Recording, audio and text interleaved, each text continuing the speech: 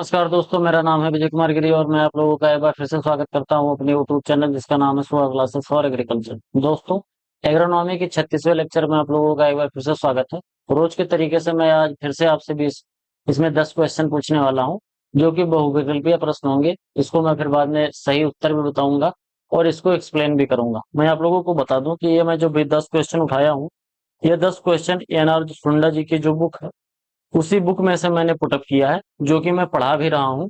तो अगर आप चाहते हो कि आपको इनमें जो 10 क्वेश्चन मैं पढ़ा रहा हूँ अच्छे से समझ में आए, क्वेश्चन आप अच्छे से अटेम्प्ट कर पाओ, तो आपको क्या करना है कि इस वीडियो के डिस्क्रिप्शन में जब आप देखोगे तो वहां पर एक कम्पिटिटिव बुक ऑफ एग्रीकल्चर का एक प्लेलिस्ट होगा। उस प्लेलिस्ट में से पहले आप वीडियो को देखो, उसके बाद फिर आप यहाँ पर आओ और इन 10 क्वेश्चन को सॉल्व करो।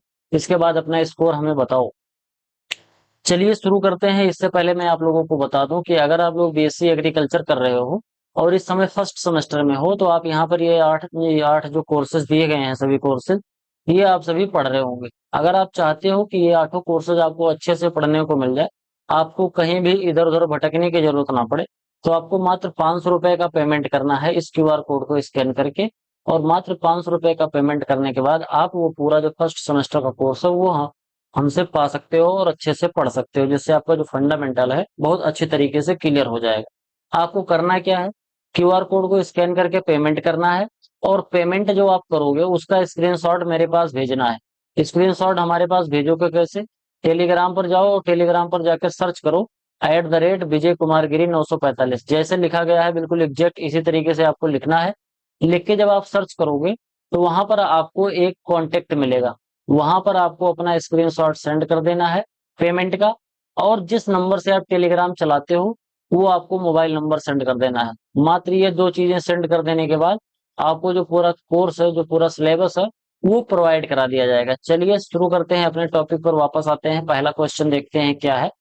Which soil moisture content represent the death point for plant? Plant के लिए डेथ पॉइंट कौन सा सॉइल मॉइस्चर कंटेंट होता है? Field capacity, permanent wilting point, ultimate wilting point या फिर हाइग्रोस्कोपिक पॉइंट? तो इसमें जो आपका राइट आंसर हो जाएगा वो है ultimate wilting point. Ultimate wilting point ऐसा बिल्टिंग पॉइंट होता है जो कि लगभग 60 बार के आसपास तक होता है। अगर यहाँ पर पहुंच गया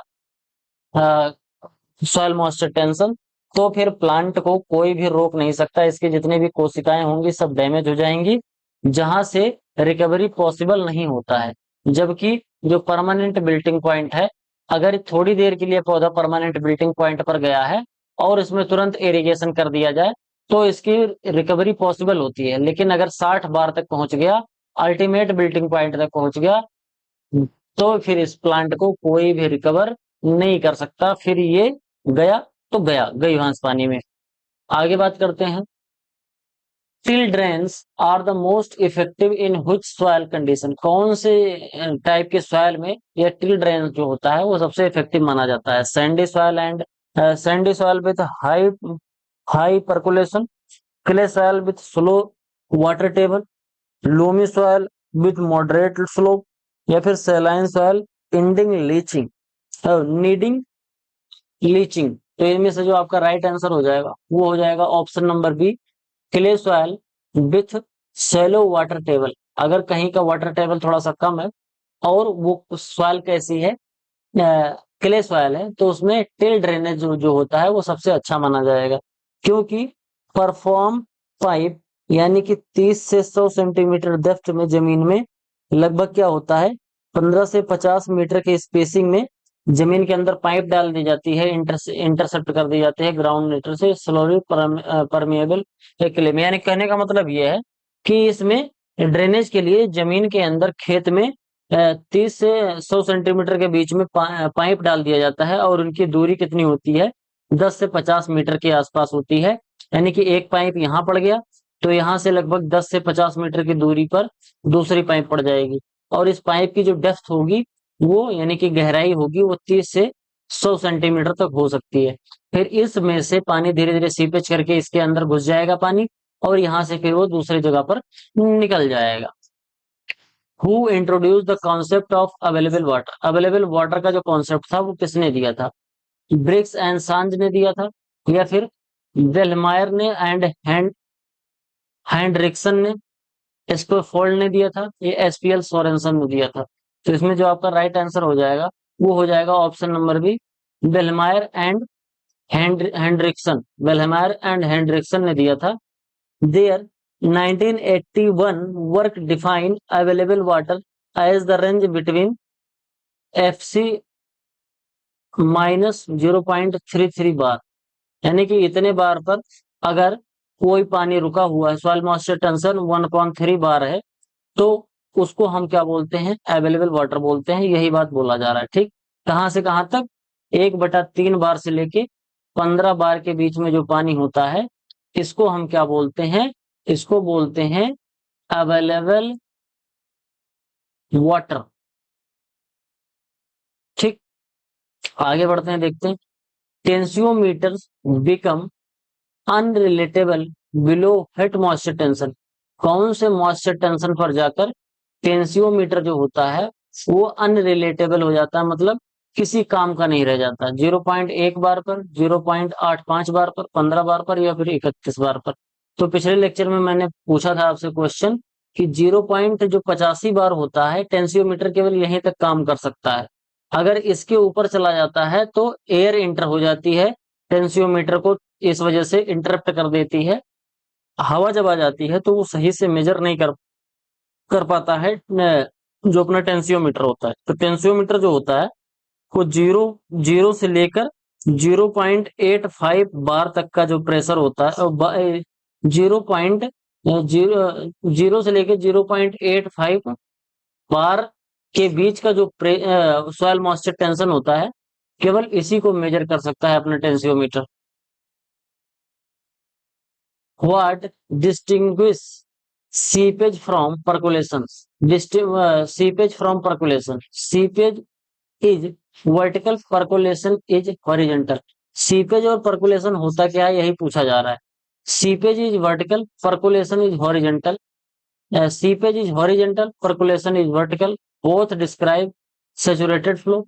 only percolation occurs in unsaturated zone. ध्यान से समझना, पहले ध्यान से पढ़ लो क्वेश्चन को। मैं थोड़ी देर रुक जाता हूं, फिर आप बताओ। पूछा जा रहा है कि सीपेज और परकुलेशन के संबंध में कौन सा ऑप्शन सही है।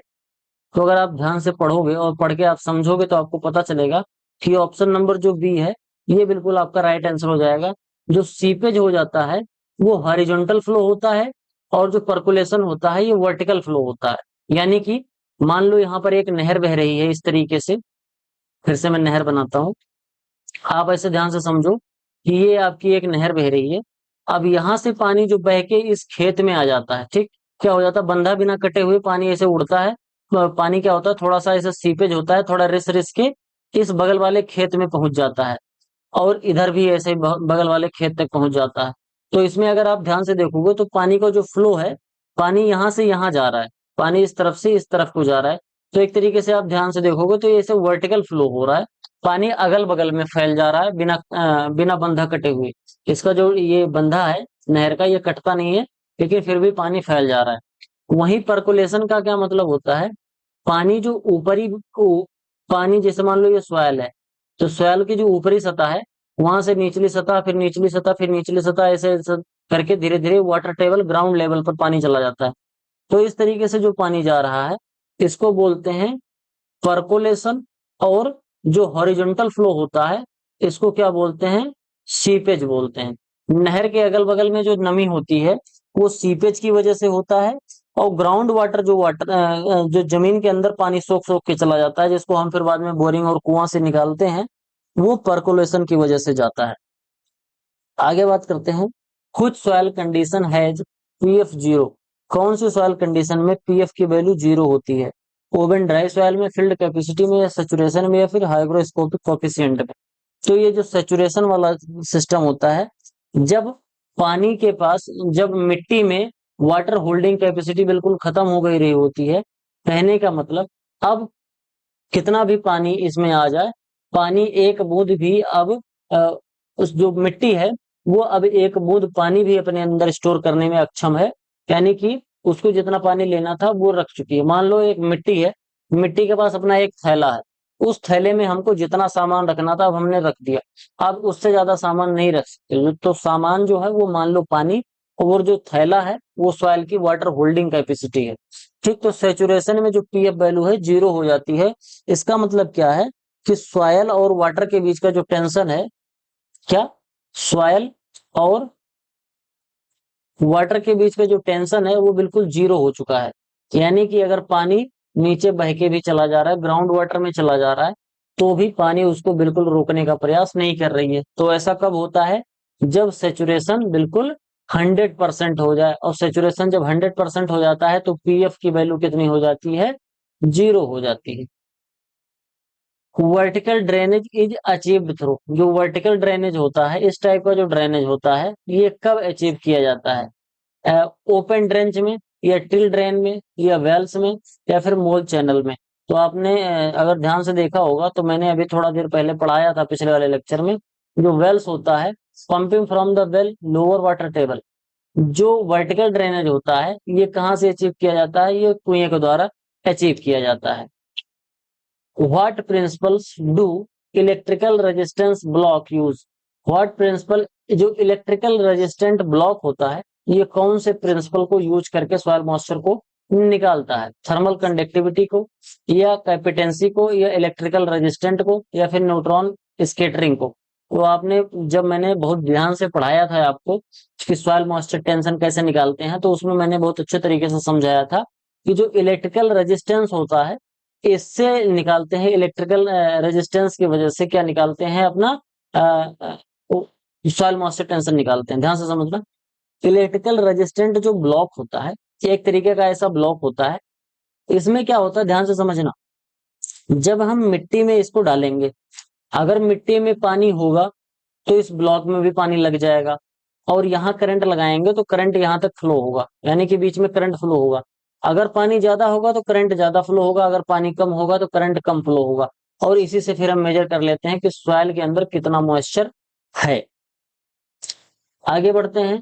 द टर्म पीएच, पीएच किसने बनाया था, जो पीएच स्केल पे हम मेजर करते हैं कि एसिड है, कि एल्कलाइन है,